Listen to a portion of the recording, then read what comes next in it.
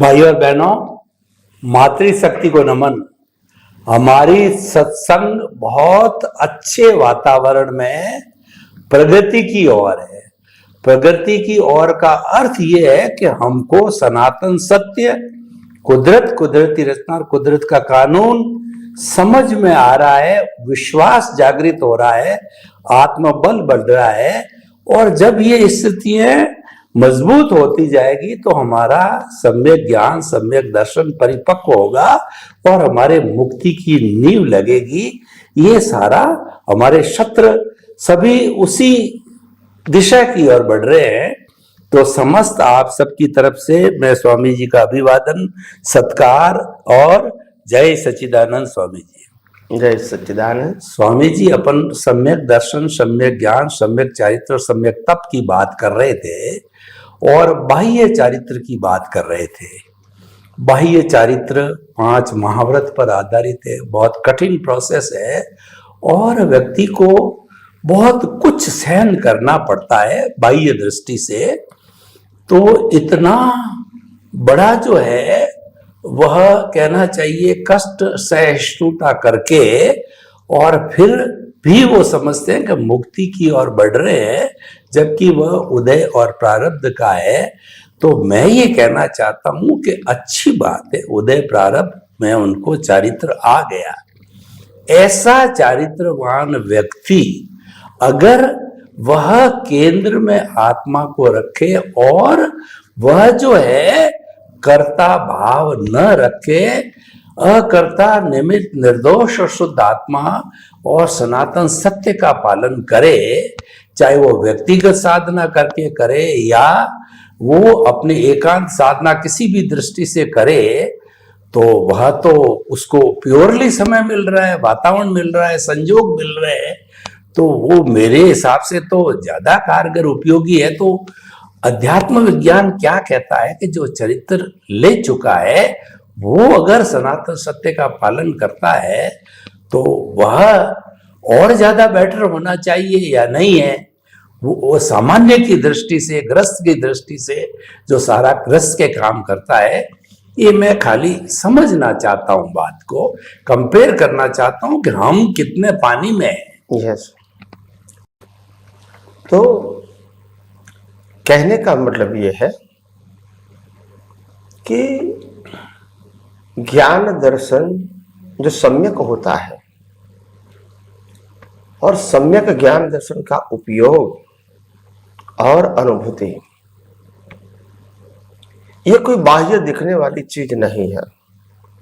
जैसे भगवान महावीर को अगर केवल ज्ञान हो गया और वो तीर्थंकर थे, मगर जब रास्ते पर जाएंगे तो आम लोग मालूम नहीं होगा कि तीर्थंकर भी है और केवल ज्ञानी है, क्योंकि ये बाह्याचार की बात ही नहीं है, ये अंदर की अनुभूति की बात है। और अंदर का स्टेटस है, बाहर का स्टेटस है। कोई राजा जाएगा तो बाहर का स्टेटस होगा, तीर्थंकर का अंदर का स्टेटस होता है, बाहर का नहीं होता है, यानी दिखने वाला नहीं है। भले ही देवी देवता उनकी सेवा भले करेंगे, मगर ऐसे आम जनता को वो दिखता नहीं है। तो इसीलिए मैंने कहा कि ऐसे महान पुरुषों का जो चारित्र होता है, जो मुक्ति के मार्ग में आगे बढ़ रहे हैं, उसका बाह्य चारित्र कुछ कर्मों के मुताबिक हो सकता है, मगर उसकी कोई वैल्यू भी नहीं होती है उनके लिए। हमारे लिए, आम जनता के लिए हो सकती है, उनके लिए तो आंतरिक चारित्र जो है, अनुभूति का, ज्ञान और दर्शन की अनुभूति, ये उनके लिए मायने रखता है, ये उनके लिए वैल्यू है। तो आम जनता की जो दृष्टि होती है और आध्यात्मिक पुरुषों की जो दृष्टि होती है, अनुभवी पुरुषों की जो दृष्टि होती है, जो रिलेटिव सत्य से बियॉन्ड जीते हैं, जो यूनिवर्सल ट्रूथ को ध्यान में रख के उनका पुरुषार्थ और जीवन होता है, जो सनातन सत्य को ध्यान में रख के उसका जीवन होता है, जो कुदरत, कुदरती कानून और कुदरती रचना को लक्ष्य में रख के अपना जीवन व्यतीत करते हैं, ऐसे महापुरुषों को अपने जीवन में चारित्र की जो अनुभूति होती है इतने हाई लेवल की होती है कि आम जनता इसको बाहर से देख नहीं पाती है। मगर मैं आपको उदाहरण दूंगा तो आपको समझ में आएगा कि उसके अंदर ज्ञान की डीपनेस कितनी है, बाहर नहीं दिखेगी। अगर मरणांत संकट भी आएंगे उसको, ऐसे अनुभवी ज्ञानी पुरुषों को, तो भी उसका ज्ञान दर्शन विचलित नहीं होगा। सब संपत्ति कोई ले जाएगा तो भी उसका ज्ञान दर्शन विचलित नहीं होगा।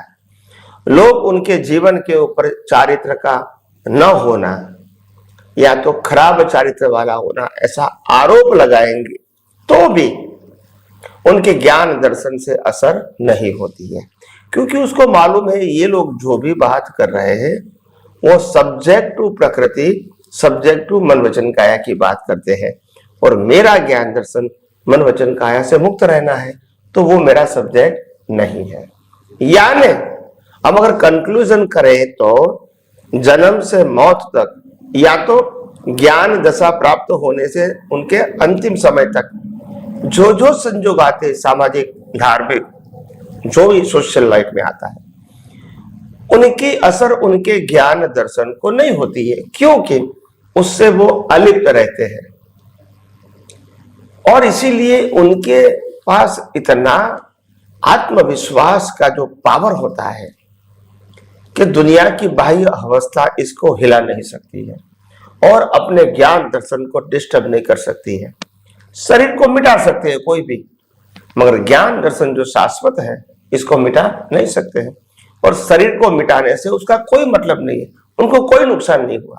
वो कहेंगे यही कुदरती रचना है, मैं तो शरीर हूं नहीं, और अगर कर्म बाकी है तो कुदरत मेरे को नया शरीर देंगे, तो उसमें कोई लाभ नुकसान की बात नहीं है।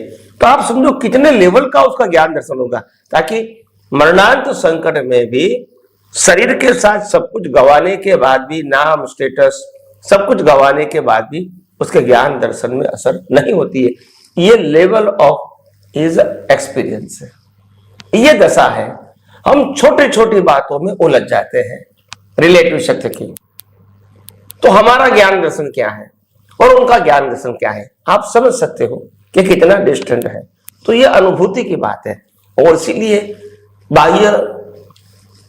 बाह्य वातावरण में या 5 इंद्रियों के स्थूल अनुभव में ये बात, ये चारित्र की बात नहीं आती है, उनकी गहराई भी समझ में नहीं आती है। ये खुद अनुभव करोगे तो मालूम होगा। एक व्यक्ति ने आपके ऊपर आरोप लगाया सबके सामने कि आपने ये गलत किया है, हालांकि आपने व्यवहार से नहीं भी किया हो, मगर आरोप किया। अभी आपको सिद्ध करना है कि मैंने गलत किया है या नहीं किया है। ऐसे आरोप में कभी कभी लोगों को लगता है कि हम अभी व्यवहार जीवन में कैसे जी सकेंगे, ऐसे आरोप से लोग हमको क्या देखेंगे। मगर नहीं, आत्मविश्वास वाले और आत्मज्ञान में आगे बढ़ने वाले और सनातन सत्य के सिद्धांत को दृष्टि में, लक्ष्य में रख के जीने वाले को ऐसे संजोगों की असर नहीं होती है। और जब उनको असर नहीं होती है, उसकी असर कहने वाले के ऊपर ज्यादा होती है, क्योंकि उसका मकसद था आपके कैरेक्टर के माध्यम से आपको गिराना। अगर आप विचलित नहीं हुए तो उनकी उसको नेगेटिव इफेक्ट होगी कि मैं अपने मकसद में कामयाब नहीं हुआ, तो उनको नेगेटिव इफेक्ट होगी। तो इतना पावर ये यूनिवर्सल ट्रूथ साइंस में है। बिना कुछ किए उनको असर होती है, वो कुछ करते नहीं है, मगर कुछ नहीं होता है उसकी इफेक्ट होती है उसको। तो कैरेक्टर की बात, ज्ञान के अनुभव के कैरेक्टर की तो वो हाई लेवल की बात है। इसमें विनाशी चीजों की कोई वैल्यू ही नहीं होती है। मिलना जुलना, आना जाना, कोई वैल्यू नहीं है। मान सम्मान, प्रतिष्ठा, ये सब कोई वैल्यू नहीं है। जन्म, जीवन, मृत्यु, कोई वैल्यू नहीं है, क्योंकि ये सब ऑटोमोड है, कुदरती रचना है। उसमें डीप में कहा जाएंगे, दुनिया को जो कहना है वो कहते रहेंगे, क्योंकि उनके पास तो रिलेटिव सत्य का विजन है, तो वही कहेंगे और उनसे कोई कंसर्न नहीं होता है। और इसीलिए ऐसे महान पुरुष वास्तव में अपने ज्ञान दर्शन के पावर से ही एक दिन सभी प्रकार का अज्ञान मिटा के केवल दर्शन प्राप्त करके केवल ज्ञान का बीज प्राप्त करके नेक्स्ट मनुष्य भाव में केवल ज्ञान प्राप्त करके मोक्ष में भी चले जाते हैं। तो इसीलिए आइए हम सब यही आध्यात्म विज्ञान की बातें और गौर दृष्टि से इसको समझने की कोशिश करेंगे। स्वामी जी, आपका बहुत बहुत धन्यवाद। सनातन सत्य की बहुत स्पष्ट भेद रेखा है कि मन वचन काया से मुक्त ऐसा मैं शुद्ध आत्मा हूं, और मन वचन काया तथा उससे जुड़ी हुई हर अवस्था मात्र कुदरती रचना है। वो अवस्था है, वो विनाशी है, आती है जाती है, आती रहेगी जीवन भर, क्या कई जन्मों तक ये आती रहेगी, जब तक कि कर्म है, कॉज पढ़ते रहेंगे, बनते रहेंगे। उसमें उसका पालन चाहे 5 महाव्रती करे, गृहस्थी करे, लेकिन प्रश्न यह है कि हम सम्यक दर्शन, सम्यक ज्ञान का उपयोग हमारे संजोगों के अंदर कैसे करते हैं और उसके अंदर किस तरीके से हम संतुलन बिठा करके और मैच्योरिटी को लाते हैं, वो मुख्य बात होती है, वही मुक्ति का मार्ग होता है। तो इस सिद्धांत बहुत स्पष्ट है, इसके अंदर कोई इधर उधर झांकने की या कोई घालमेल करने की जरूरत नहीं है। स्वामी जी आपका बहुत बहुत धन्यवाद। स्वामी जी, हम जो है अभी ये जो बात कर रहे हैं चारित्र की, अध्यात्म की और जो अन्य सांप्रदायिक धर्मों की, तो जब कभी भी हम एक प्लेटफॉर्म पर बहुत से सांप्रदायिक धर्म या रिलेटिव सत्य को बताने वाले, अपने दर्शनों को बताने वाले लोग अगर बैठते हैं, वो अपनी अपनी बात करते हैं, जिसको कि हम रिलेटिव सत्य कहते हैं, हमारा यूनिवर्सल ट्रुथ है। तो ऐसे लोगों के बीच के अंदर हम अपनी बात की, हालांकि आपने पहले बताया था, पुनः मैं उसका रिपीटिशन चाहता हूं, क्योंकि इसको पुष्ट करना है, इसको अच्छी तरह से एक साइंटिस्ट को समझना है कि बहुत से लोग महावीर जयंती जैसे प्रोग्राम पर या सर्वधर्म संभाव में 10-10, 20-20 तरह के लोग आ गए, वहां पे हमको भी बुलाया गया। तो अपने यूनिवर्सल ट्रुथ की प्रस्तुति हम अन्य धर्मों की प्रस्तुति के साथ में क्यों, तो वो तो फॉर्मेट है, अपने अपने हिसाब से बात करेगा। और अगर मानव धर्म वाला है तो वो मानव धर्म की, सामाजिक धर्म की बात करेगा। तो हमारी उस जगह स्पेसिफिक प्रस्तुति कैसी हो, तो उनको ये लगे कि ये जो बात कही जा रही है ये सनातन है, ये खाली बोलते नहीं है, लेकिन ये सनातन सत्य की बात उनको महसूस होना चाहिए, ये सर्वोत्तम है और ये अल्टीमेट है। तो कृपया कैसे की जानी चाहिए ये समझना बहुत जरूरी है, क्योंकि प्रस्तुति करते हैं ऐसी जगह पर तो वहां हमारा दृष्टिकोण क्लियर होना चाहिए। तो सबसे पहली बात है कि विज्ञान कहने के लिए या अध्यात्म विज्ञान और सनातन सत्य की बातें करने वाले लोग के लिए सबसे पहली बात है, वो जो भी कहेंगे उसमें खुद को आत्मविश्वास होना चाहिए, नंबर 1। नंबर 2, वो जो भी कहेंगे वो बिल्कुल फॉर्मली कहेंगे, इफ एंड बट नहीं कहेंगे। और नंबर 3, उनकी बात लोग स्वीकारे या न स्वीकारे उसका इम्पोर्टेंट नहीं देंगे। उनका काम principally, formally, with own experience, perfectly, with principle and with proper example present करना है। दुनिया के कौन लोग मानेंगे, कितने लोग मानेंगे, वो हमको समझने की जरूरत नहीं है, मगर हमको व्यू पॉइंट नहीं बताना है, इतना तो हमारा टेरिटरी होना चाहिए। और आपका जो प्रेजेंटेशन पावरफुल होगा तो कम से कम कोई भी व्यक्ति उसको सोचने के लिए, समझने के लिए आज नहीं तो कल मजबूर होंगे। मगर उसमें से आपने थोड़ा मोड़ करके रिलेटिव सत्य की बात बता दिया, तो मैं समझता हूं रिलेटिव सत्य की बात को वो पकड़ के आपको क्वेश्चन कर सकते हैं, सनातन सत्य की बात को पकड़ के क्वेश्चन नहीं कर सकते, क्योंकि उसमें ऑप्शन नहीं होता है। थोड़ा भी आपने मोड़ दिया कि नहीं नहीं ये लोगों को कैसे पसंद आएगा, तो इसीलिए मैं जरा उसको रिलेटिव मोड़ दे दूं, तो फिर उसी के बारे में प्रश्न होगा और वही बात आपके लिए गले की हड्डी बन जाएगी।